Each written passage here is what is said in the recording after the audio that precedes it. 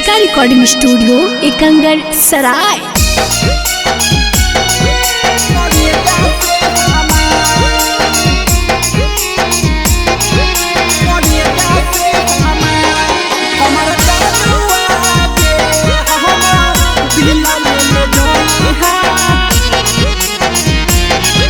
Presented by Kriska films.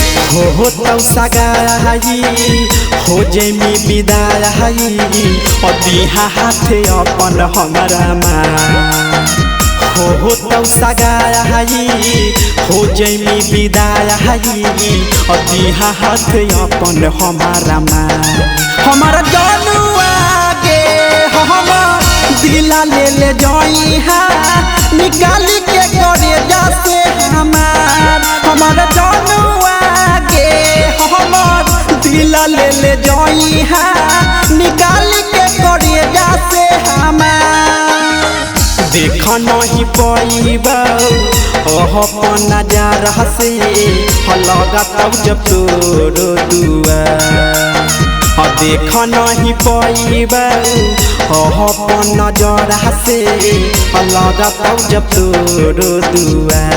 हमारा जनुआ के हमर दिला ले जाई है निकाल के करे जासे हमारा जनुआ के हमर दिला ले जाई है निकाल के करे जासे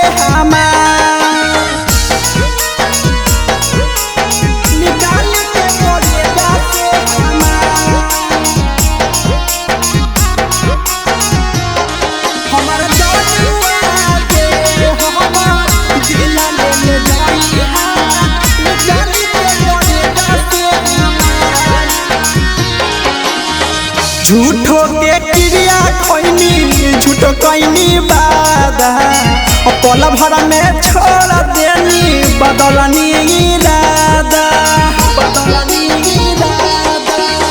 झूठो के क्रिया खोइनी झूठो कैनी बादा पल भर में छोड़ देनी बदलनी इरादा। मिहिलला जुलाल साथे ये घूमल भूला गेली हमार तोहू प्यार। मिहिलला जुलाल साथे ये घूमल भूला गेली हमार तोहू प्यार। हमारा जनुआ के हमर दिला ले जाई है निकाल के करे जासे हमारा जनुआ के हमर दिला ले जाई है निकाल के करे जासे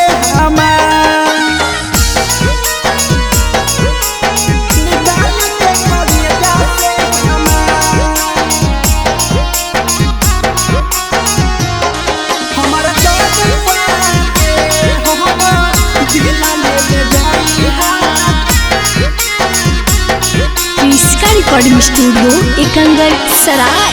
लगता रतिया जानू आजू के रतिया पल भर में बूत देता हमर दिया बतिया। लगता रतिया जानू आजू के रतिया पल भर में बूत देता हमर दिया बतिया। राइटर राहुल डीजे पुनहदान ले जैतो हमारो समासान। राइटर राहुल प्रीना से पेरे हमी ले जैतो हमारो समासान।